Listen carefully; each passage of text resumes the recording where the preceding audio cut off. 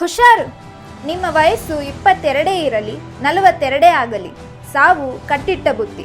ಯಾವ ಟೈಮಿಗೆ ಏನಾಗುತ್ತೋ ಗೊತ್ತಿಲ್ಲ. ಒಂದು ಸಾರಿ ಹೆಲ್ತ್ ಚೆಕಪ್ ಮಾಡಿಸ್ಬಿಡಿ. ಅರೆ, ಯಾಕಿಷ್ಟು ಗಡಿಬಿಡಿಯಲ್ಲಿ ಹೇಳ್ತಿದ್ದೀನಿ ಅಂತಂದ್ರೆ ಇವತ್ತಿನ ಪರಿಸ್ಥಿತಿ ಹಾಗಾಗಿದೆ.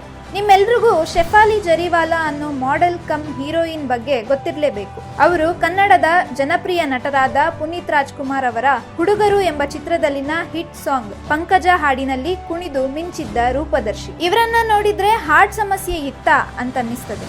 ಅಷ್ಟು ಫಿಟ್ ಅಂಡ್ ಫೈನ್ ಆಗಿದ್ರು ಶೆಫಾಲಿ. 2002ರಲ್ಲಿ ಕಾಂಟಾಲಗ ಎಂಬ ಹಾಡಿನಿಂದಾಗಿ ಇವರಿಗೆ ಹೆಚ್ಚು ಜನಪ್ರಿಯತೆ ದೊರಕಿತ್ತು. Social media, modelling, reality show, item songs, ಬೆರಳೆಣಿಕೆಯ ಸಿನಿಮಾ ಹೀಗೆ ಮನೋರಂಜನಾ ಕ್ಷೇತ್ರದಲ್ಲಿ ತೊಡಗಿಕೊಂಡಿದ್ರು.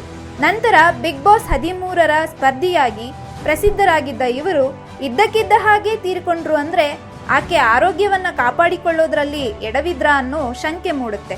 ತನ್ನ ಮೋಹಕ ನಟನೆ ಮತ್ತು ನೃತ್ಯದಿಂದ ಮೆಚ್ಚುಗೆ ಗಳಿಸಿದ್ದ 42ರ ಪ್ರಾಯದ ಶೆಫಾಲಿ ಜರಿವಾಲಾ ಅಷ್ಟೇನು ಪ್ರಖ್ಯಾತಿ ಹೊಂದಿರದಿದ್ರೂ ತಮ್ಮ ಸೌಂದರ್ಯ ಚಹರೆಯಲ್ಲಿ ಯಾರಿಗೇನೂ ಕಮ್ಮಿ ಇಲ್ಲ ಅನ್ನೋ ಮಟ್ಟಿಗೆ ದೇಹದ ಫಿಟ್ನೆಸ್ ಅನ್ನ ಮೇಂಟೈನ್ ಮಾಡಿದ್ರು.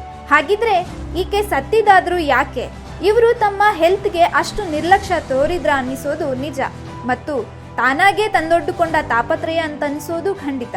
ಹೀಗಿರುವಾಗ ಈಕೆಗಿದ್ದ ಗಂಭೀರ ಸಮಸ್ಯೆಗಳೇನು ಅನ್ನೋದನ್ನ ಕಲೆ ಹಾಕಿದ್ರೆ ಮೂಲ ಮಾಹಿತಿಗಳ ಪ್ರಕಾರ ಶೆಫಾಲಿ ಹಲವು ಆರೋಗ್ಯ ಸಮಸ್ಯೆಗೆ ಒಳಗಾಗಿದ್ರು. ಅವರೇ ಸಂದರ್ಶನವೊಂದರಲ್ಲಿ ಹೇಳಿರೋ ಹಾಗೆ ಅವರಿಗೆ ಪಿಟ್ಸ್ ಇತ್ತು.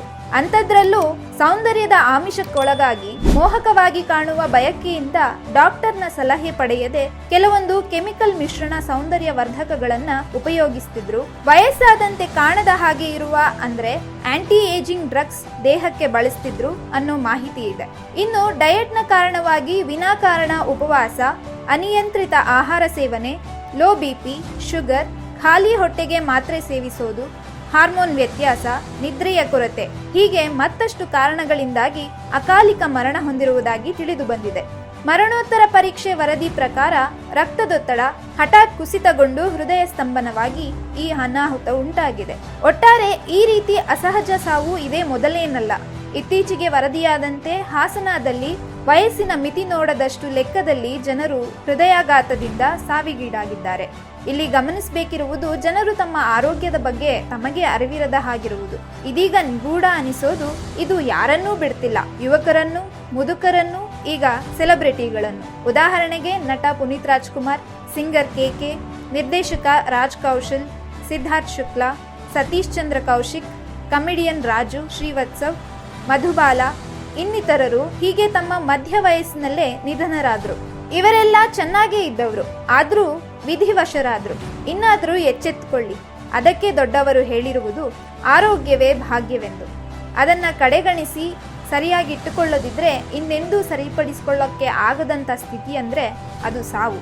ಆದ್ದರಿಂದ ಆದಷ್ಟು ಜಂಕ್ ಫುಡ್ ಸೇವನೆ, ಜಡವಾಗಿರುವುದನ್ನ ಬಿಟ್ಟು ಹೆಚ್ಚು ಸತ್ವಯುತ ಆಹಾರ ಕ್ರಮ, ದೈಹಿಕ ಹಾಗೂ ಮಾನಸಿಕವಾಗಿ ಸದೃಢವಾಗಿರಲು ಪ್ರಯತ್ನಿಸುವುದು ಎಲ್ಲರಿಗೂ ಒಳಿತು.